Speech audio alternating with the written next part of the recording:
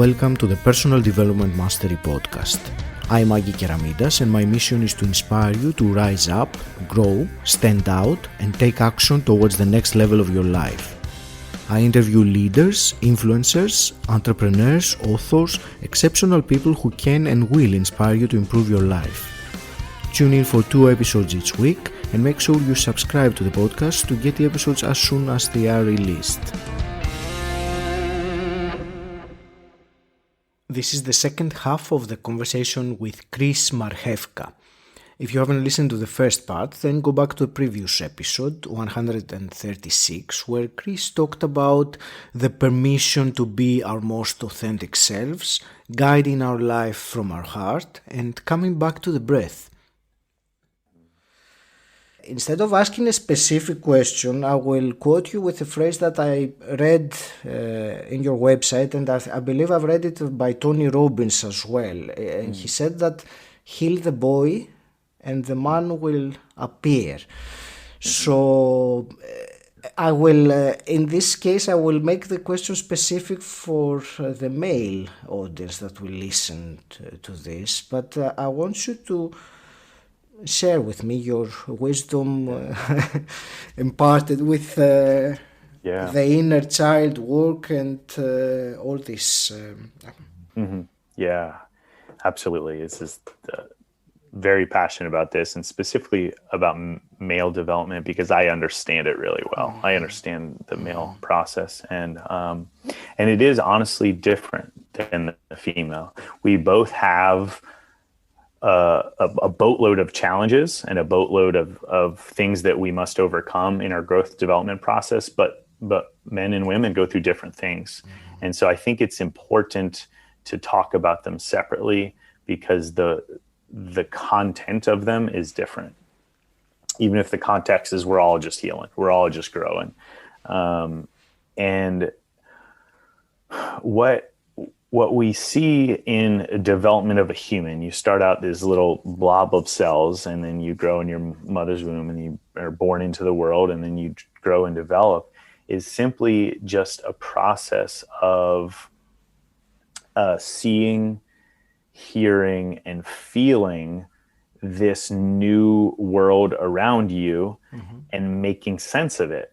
And so this whole time you're developing, you're creating these stories about what's happening. You're like, oh, I see mom acting this way. Okay, so that's the way I need to act in this situation. Okay, cool. I see the way that dad is talking to this cashier at the store. And okay, that's the way we respond here. I see the way that mom and dad interact. I see the way that they're modeling a relationship for me or love. And all of these happen, and they happen sequentially. So there's different learnings that happen when you're just born. There's different learnings that happen when you're 2 years old, when you're 4 years old. And so as we're developing, you either get healthy learning from mom and dad, or you get unhealthy learning, or actually a lack as well. And so if something is missing, you just don't get that model. And so you something gets made up along the way, but it's not necessarily a healthy expression of it. And I'm not here to judge like healthy expressions, but we all have some universal ways where we can show, where we can communicate. We'll just use a really simple one. Like if I just scream at you and I'm yelling every time we talk, like that's not a healthy way to communicate. A healthy way is just to hear your perspective, share mine, and then we can move forward. And so there's healthy ways, there's unhealthy ways, and then there's a gap in learning. And somewhere along the line, we're all growing and developing, and hopefully you have really good models along the way, mostly parents, but also grandparents and brothers and sisters, and then community and schools and churches and all of those things. They all have an impact, but really the mother and father are the most critical. And as you develop, some things, there's little events that happen, and a little event, maybe like I was 5 years old, and this actually happened to me. Dad was 5 minutes late to pick me up from soccer practice. And I remember in my healing experience, this came up as a moment where I was abandoned, where I couldn't actually trust other people because I was sitting there for 5 minutes, which feels like a lifetime to a 5-year-old, and just thinking like, oh no, like parents are gone. They're supposed to be there for me. And it's getting ingrained in me. It's getting ingrained in my body, in my system. And then Dad shows up 5 minutes later, and to him, everything's fine. He was just watching my sister play on the other field. He just thought it ended 5 minutes later. It's like, no big deal. And he hugs me, and I suppress that feeling of, oh no, I just got abandoned. I suppress it. I'm like, okay, well, I just got to keep living life. And then something else happens, and I point to it and I go, oh, look, that's another example of being abandoned. And then it happens in a relationship later in life, and I point to it. And so over time, those beliefs get stronger and stronger to the point to where we think that they're fact. We think that they're truth. Like it was at the point where I just believed that I couldn't trust other people in my life. And I just believed it to be true. And we all have these sets of beliefs that we live our life by, that we hold to be true. And some of them are really serving us, and some of them are not serving it. Like that wasn't serving me. I wanted to trust my employees. I wanted to trust my partner in my relationships. I wanted to trust my friends, but it was just always like I was holding everything really tight, and I couldn't actually allow others in. And so all of us have these different limiting beliefs that are not serving us, and they're showing up in our adult life, but that's actually not where they started. They're just playing out right now because it's what we believe. So the inner child work is we take that, okay, what's showing up in your life today? And then we go back, and we go back, and we go back. We go back to the first time this was imprinted, and the first time this showed up, because that's where the trauma happened. And trauma is just an experience that happens in the body when something happens. And so trauma happens in the body, and it gets held on to, and then it gets repeated as a pattern.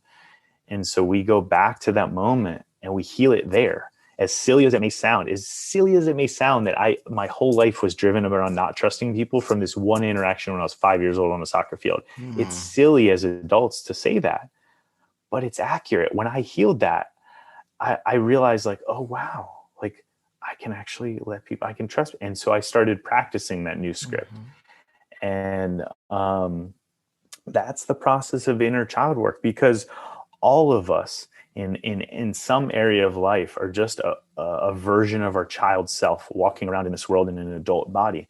And until we heal that wounded child that's showing up in unhealthy expressions of anger and frustration and rage and hate and fear, until we heal those parts of our child, they're going to run the show. They're going to keep running our lives and running the lives of whatever things they run.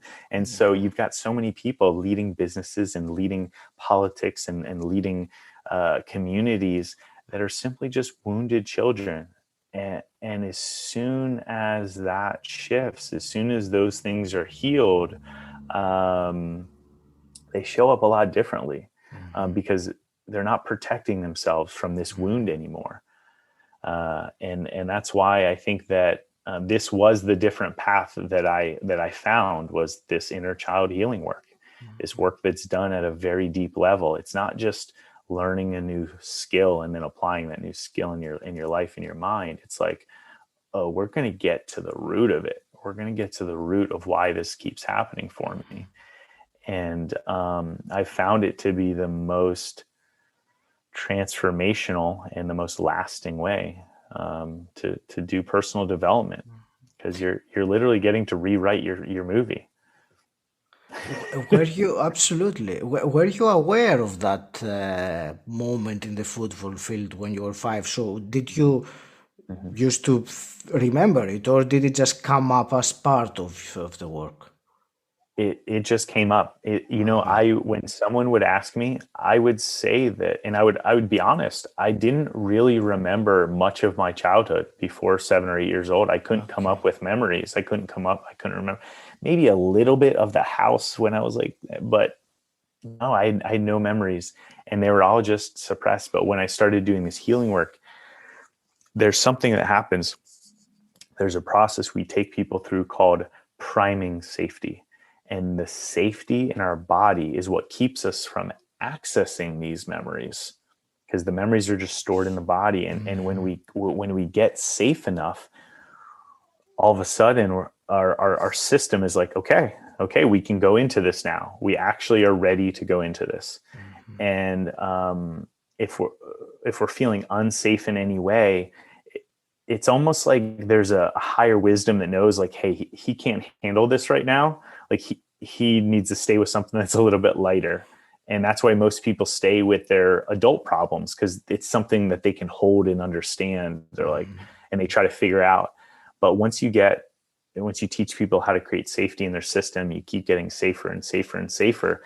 They can deal with literally any trauma that has ever happened to them in this life or a past, or their generational traumas. Like, it's possible, but it's a practice. And it's a practice of getting to safety and then staying there when you're dealing with some really uncomfortable sensations that arise. So when people think of the most horrific things that have happened to them in their life, it creates a chaos in the body that we don't want to feel because it's uncomfortable. And so immediately we go to escape it. We escape it in a lot of different ways, either physically, or we do things to forget about it, or we go up to our mind, or we just leave it all together. There's a lot of protective mechanisms. We call them protectors. But when you learn to stay safe in it and you learn to stay in it, we can act. That's where the healing actually happens, when we get to close the loop on that experience. And it doesn't stay open where it keeps happening over and over again. We get to close the loop and change the ending. We get to change the way you experience it now. And that's the part that people can set down these weights that they've been carrying that happened to them when they were 3 years old or whatever. And they get to finally live their life independent of that event that happened to them, and it was running the show for their whole life. Yeah, and that's the thing, that there is something running the show, and many people are completely unaware that there is something like that running the show. And even worse, not even worse, but like even further than unaware, we think we're in control. I know I did, and a lot of people I work with, I thought that I had every single piece of the puzzle together, and that I was moving the parts around. And it was such a lack of awareness on my part that there were all of these unconscious things that were underneath of the surface that I wasn't looking at. And so meanwhile, I'm thinking that was the most frustrating part, was I thought I was so good at controlling it all, but I kept having the same things show up. And I was like, hey, I thought I fixed this. I thought I solved this. And I was getting frustrated. Yeah. You also mentioned that I wanted to ask you about this in a different context. You said about that uncomfortable experience that people build the protective layers. I will ask you about a different scenario, maybe not a very bad experience, but a negative emotion or a bad emotional state that many people, instead of feeling it, they tend to try to either suppress it or get distracted in order for it to go away, rather than actually being present with the emotion. So I wanted a comment about that as well, Chris. Yeah. I'll first start by talking about the difference between explain 3 levels of awareness. The first level is the actual physical sensation that's happening in your body. Describing it by Does it have a shape? Does it have a color? Does it have a texture? Does it have a size? Like, if you were to describe this uncomfortable feeling you're having, how would you describe it in just simple adjectives? There's that level of awareness. And then there's the level of awareness of what we're calling that sensation. This is our emotions. So I'm calling this sensation sadness or shame, or I'm calling this anxiety, or I'm calling this any other anger. Any other emotion that we have a label for is just a set of sensations in the body that we've gotten used to identifying as this emotion. So there's the level of sensation, which is just as is. This is just what's happening in my system. There's the level of emotion, which is now I'm putting it into a box of this emotion. And then the next level is the mental awareness, where you're judging the emotion or trying to figure out why it's there. So there's a story involved now.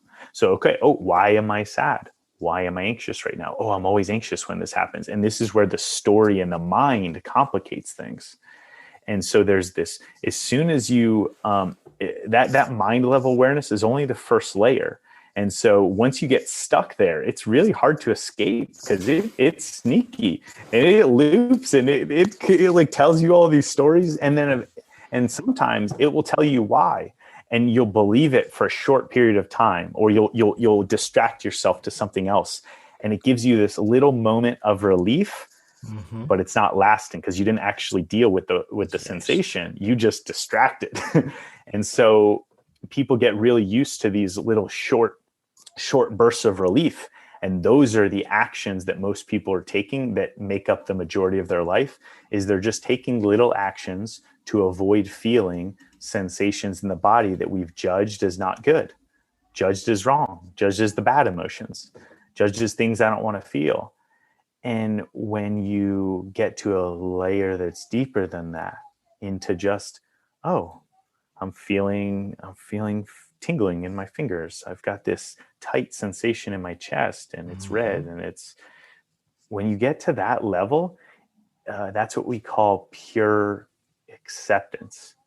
You're not making this thing in your chest wrong. You're just actually accepting it. You're saying, thank you for being here. Interesting. Wow.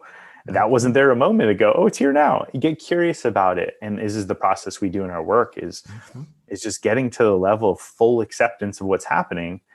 And there's a moment that everyone experiences in our work where it takes a minute, it takes 2 minutes, maybe 3 minutes when we guide people through it. It's not a lifetime like people think it is. Emotions go really fast. If you watch a child and they're playing with their toys, and then one of them breaks, and they're immediately sad. Oh my God, I'm sad. I'm toys. And they feel through it, and they feel through it, and they feel through it. And what happens on the other side of a tantrum? They're ready to play again. Yeah, that's us as well. But we suppress the part that wants to throw the tantrum. So rather than just throwing the tantrum and be like, yeah, I'm sad right now, I'm angry right now, and feeling it for 2 minutes, we suppress it. And it's just this low level anger. It's this low level sadness that just keeps stacking up. And so we teach people how to feel it, how to feel what's there, not judge it, just let it happen, let it move through you in a really safe way, safe container. And when they get to the other side of it, they're like, that's it. That's it. Like, I was avoiding just feeling this thing, and we just felt it in 2 or 3 minutes. And I feel great. Like, yeah. And so we teach people that process of doing that systematically in their life. So anytime a sensation comes up, most people's response is to get the hell out of there. Our clients, they stay with it. And they're like, okay, cool. All right, great. That's here. Awesome. I feel okay. Yep. Okay, good. Now they're ready to move on with their day. So it's this very quick, like, feeling, checking in process, welcoming in the sensations. And it's the mind that wants to understand it. It's the mind that wants to control it. And so anytime, and this is the constant practice for everyone, but anytime we jump back to our mind, we use the breath and the safety to just come back to the body. Nope, it's safe to go into that. Nope, it's safe to safe to experience this sensation. And we just keep, nope, that's it. And it's so simple that like my my masculine mind who read like 100 personal development books in 1 year wants to be like, that is stupid. But it works so well, and it's universal to every human, and it gives you control back of your life, because you're no longer controlled by these sensations in your body that we call emotions, that we form stories about in our mind. And most people, this is the common ailment of most people, is that the entirety of their lives are being directed, all of their actions, all of their thoughts, all of their being is being directed by avoiding certain sensations in their own body. The fear, the judgment, all of that is just controlling the way they live their life. And when they no longer have those things driving their life, they get to now create their life. They now have a blank canvas and be like, no, I want to do this, and I'm going to do this because this is what I want. I want to become an artist. I want to do this thing. And I don't care what other people think. Like, I'm going to be me no matter what. And when they get to that level of freedom, of being free of their own judgments, they get to create the life that they truly desire. And that's a gift that more people are learning about and more people are figuring out. Thank you for this. I think if one manages to master what you just explained now, I don't know if there are many other things that one will need to master after that, or if other things exist for one to master. I mean, it is been. I liked so much how you describe it about the most people doing things or taking actions to avoid a physical sensation, which there is a story in the mind that this is this and that, and we shouldn't have it. It's so simple, yet it is, for me, it is extremely profound. And when you were talking about the emotions, I remember a phrase I read in a book, which I'm sure you've read it in the past, by Dan Millman.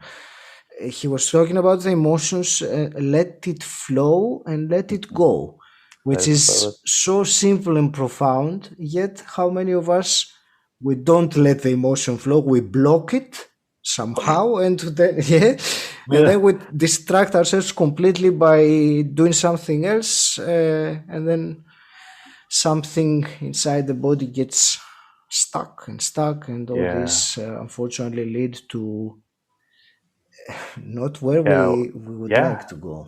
Mental and physical dis-ease. And the word emotion is derived from emotere in Latin. Emotere simply means energy in motion.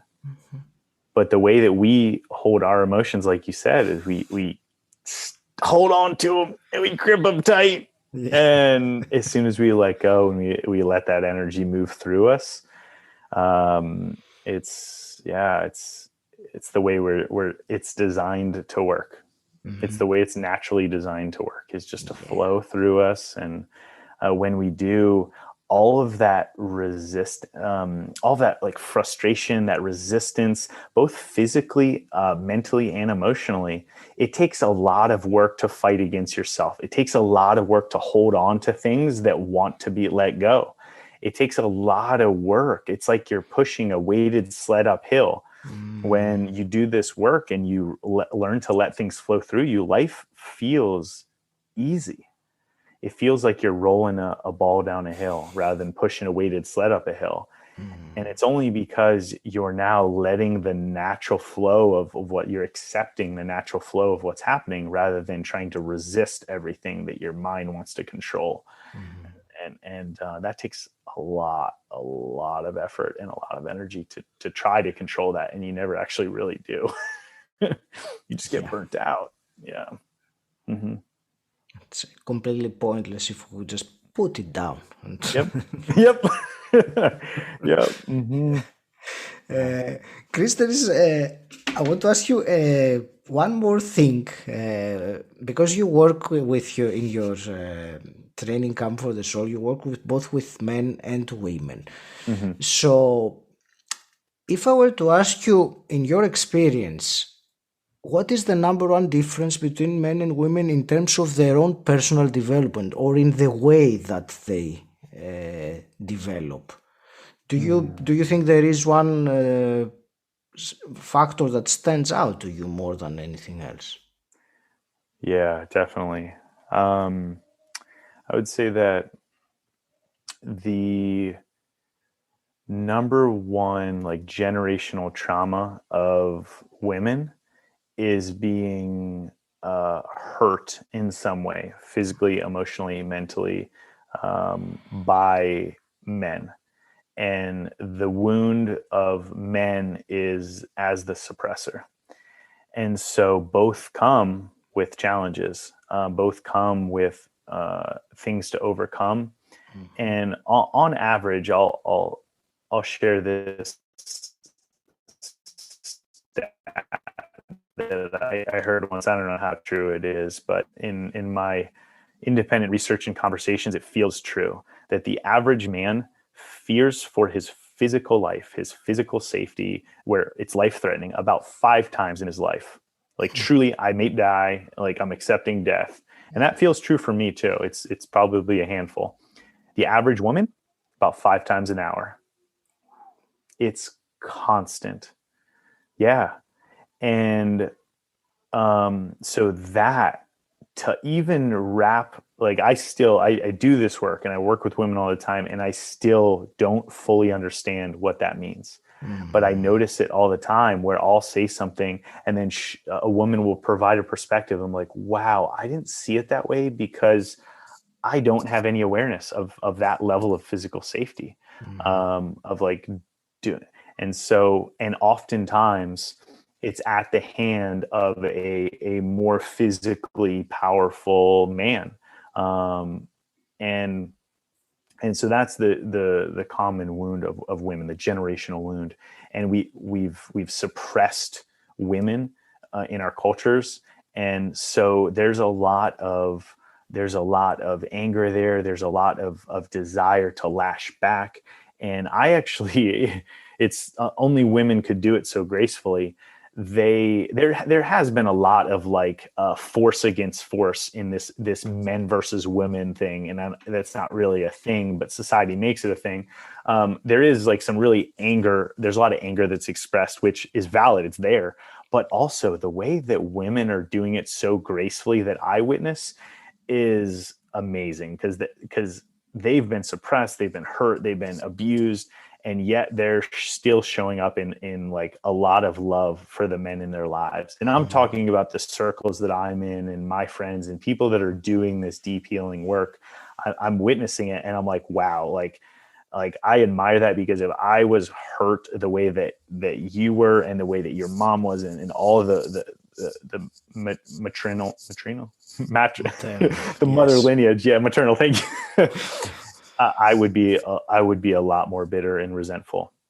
So that's on the women's side. And on the men's side, oftentimes me as a man, I'm constantly dealing with all of the unconscious ways that I show up that are damaging to other people. They're damaging to the environment. They're damaging to children, to women, and they're all unconscious. And so it's like this, it's like the two sides of the same coin.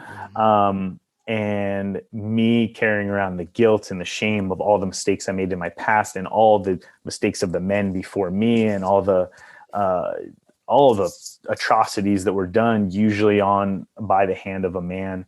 And so that is just like the general like bubble of the culture that we're living in.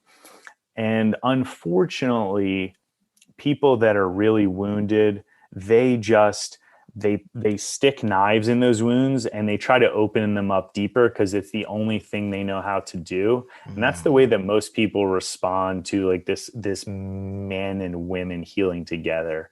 But in my experience, in the work that I do and the people that I surround myself with, it's a lot of support. It's the women are showing up for the men and allowing them to be emotionally safe. Because the way that women don't feel physically safe, men have the same experience of emotional safety. They're used to being manipulated by women. They don't even realize it.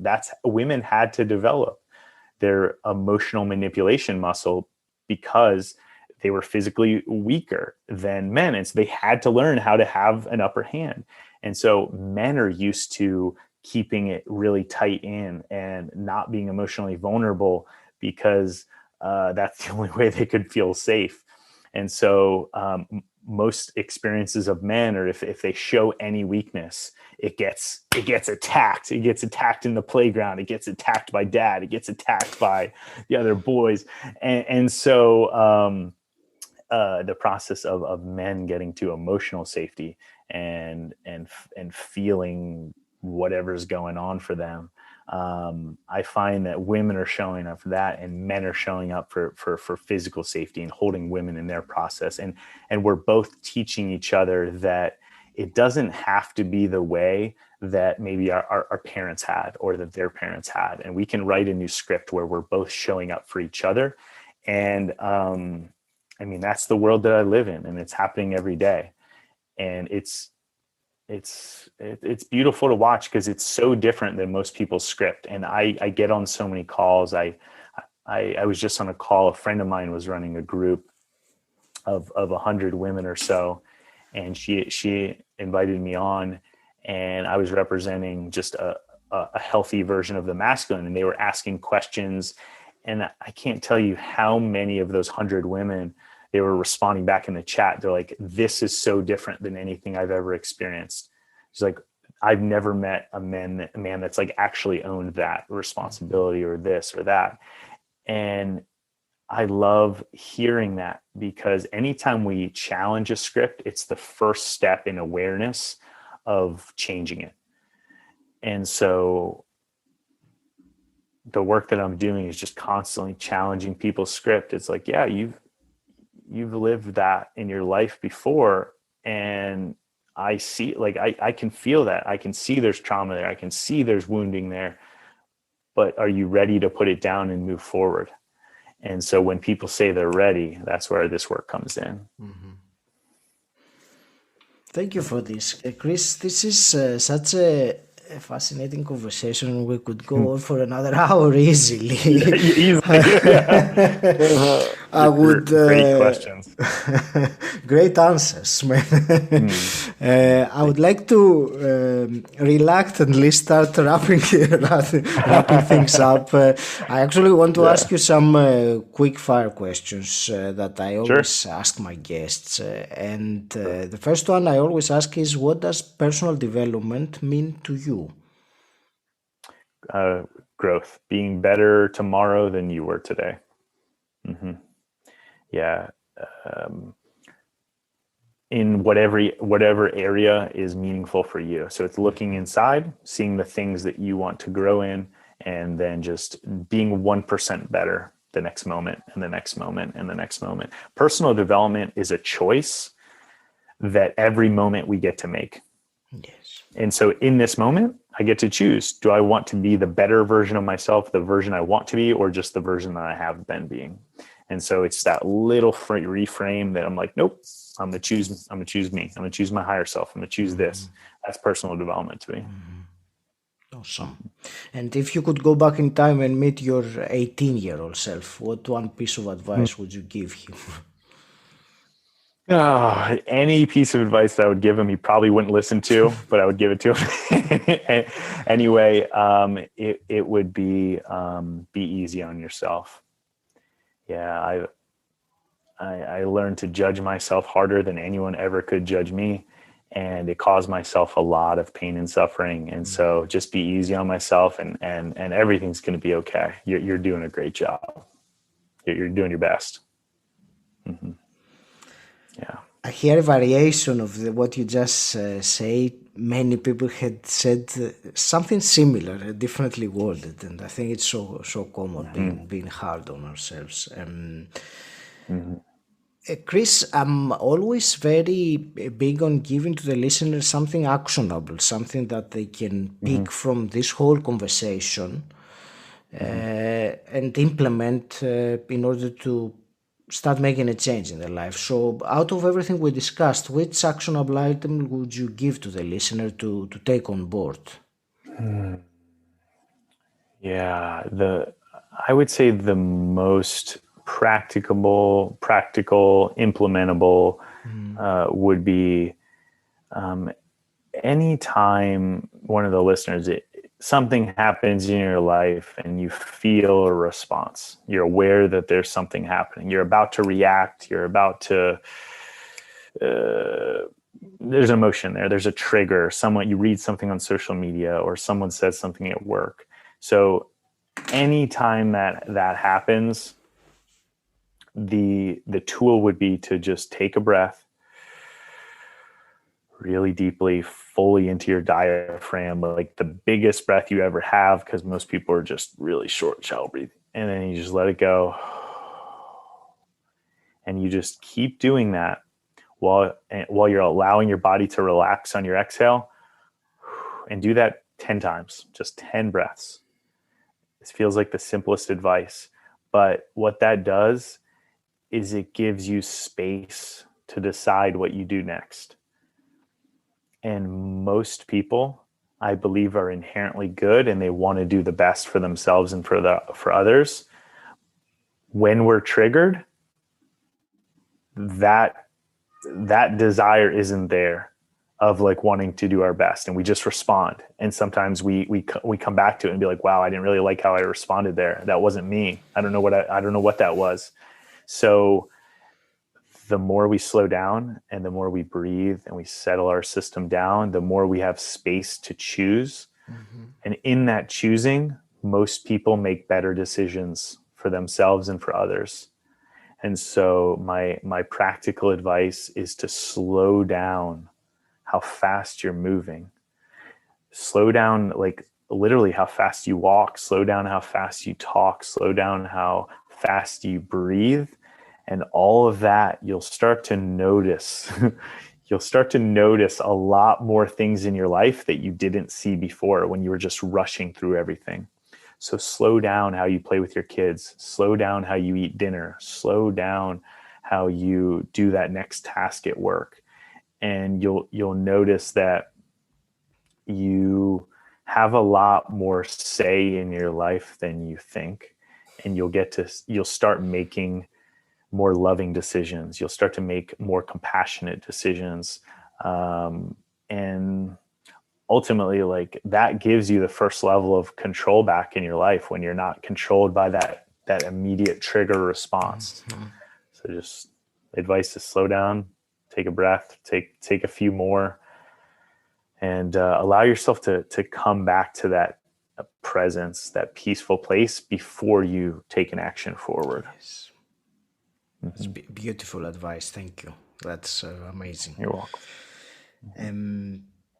Chris, how can people connect with you and find out more about this fascinating transformations and work that you provide? Thank you. The best way is to follow me on Instagram. It's at 𝘁ษ์Marhefka, my full name.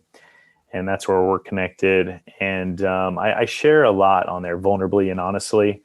I share posts and stories about my experience, and I think some people find it useful. So follow along with me there. And then also 𝘁ษ์_Marhefka.com, my name, and then trainingcampforthesoul.com. Trainingcampforthesoul.com is my program. And we're constantly running different classes and workshops and free resources. And we've got plenty of ways where we can get people from where they are today to just the next step and the next step after that. So I invite anyone who's interested or has loved this conversation and wants more to come find me. I'm here for you. So we have talked for quite, and I will share honestly, it was quite longer than we were planning initially. And we talked about so many things. Is there anything that you were really hoping we would talk about today, Chris, and we completely skipped it?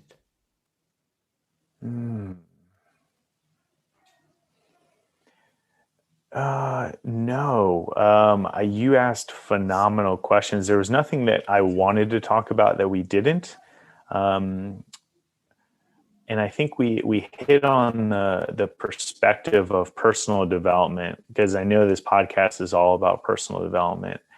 And the one thing I'll share is that I'm starting to contemplate this idea of the two sides of personal development, and it's almost like the masculine and the feminine. And we've gotten really good at the masculine side, which is like the learning the information and the learning the skills and the tools and the strategies. And that's really common in our society. It's like, oh, you want to learn something? Like, okay, go read the book on it. That's really useful. Listen to the podcast on it. There's great information here. That part, I think if people are listening to this, they're probably doing pretty well, or they're on the path. It's the other side of even when you're implementing these things, what's in the way? What are the things underneath of the surface? And this is what we talked about this whole show, about the emotions and about the triggers and about the limiting beliefs. And so I think they're both equally important, but the what's underneath of the surface has been ignored for a long time in personal development. And the way, I think I said this example, when I looked at all of the relationships in my life, and I looked at all the problems I was having and the ones that kept repeating and coming back, the common denominator was always me. It was always me. And when I finally owned that fact, I got to not even fix, but I got to look at and address and feel through the things that were underneath the surface for me that made those tools less effective, because I was just sabotaging them and I wanted them to go a certain way. And so once I started addressing the other side, the stuff below the surface, every tool that I used, every strategy that I learned became infinitely more effective, because now I was out of the way. And so both are important, but I think we're weighing way too heavily on one. And that's why I tell people, like, anytime I've done a lot of this deeper healing work, anytime I go and I go to a seminar or I read a book, it hits me differently. I hear things differently. They process through differently, and I'm able to integrate them into my life and use them. And I think that's the part about personal development I really want to hit home, is that if you find yourself in the process of the learning and the tactics and the tools and the strategies, and you're still not getting the change that you want, it may be time to look at the other side of that coin and say, okay, what's beneath all this? And then sometimes people do enough of that deep work and they need real strategies to implement into their life. And then that's where they come back to the other side and they say, okay, now I want to put structure back in and I want to build up and use these tools. Yeah. So it's usually, I think most of the times it's the other way around. It's not a lack of strategy. There is so much strategy and information. It's all out there. So it's the other side of the coin, as you said. Yeah. I will share, Chris. I have committed recently that after every conversation I have for my podcast, I will also share my own biggest insight from this conversation. And from what you shared today, the biggest one that made an impact on me was when you were saying about the emotions appearing, and we tend to use to interpret them mentally by our brain, by our mind, by giving them a story. And once a story is there, then whatever the emotion was initially all about is gone, because the story is something that our mind creates based on completely different factors, the past, conditioning. And for me, that's very big as an insight that whenever I get stuck in a story about my feeling that I have, to go deeper, describe it, and even deeper, and feel it physically and describe the physical sensation, because that's, in the end, that is what it is. It is something in the body. And not the story. So thank you very much for that, giving me that insight. I want to thank you again for a truly absorbing conversation. I believe it was completely invaluable for the listener. I want to wish you all the best with your transformational work and everything you do to help make this world a better place. Any last parting words from you? You're welcome, and thank you. Thank you for the platform to share this with your listeners. And this is honestly my life's work and mission, is to heal the world and end generational trauma, to normalize healing. And being on here, I know, gets me one step closer to that. So I just want to thank you for the opportunity.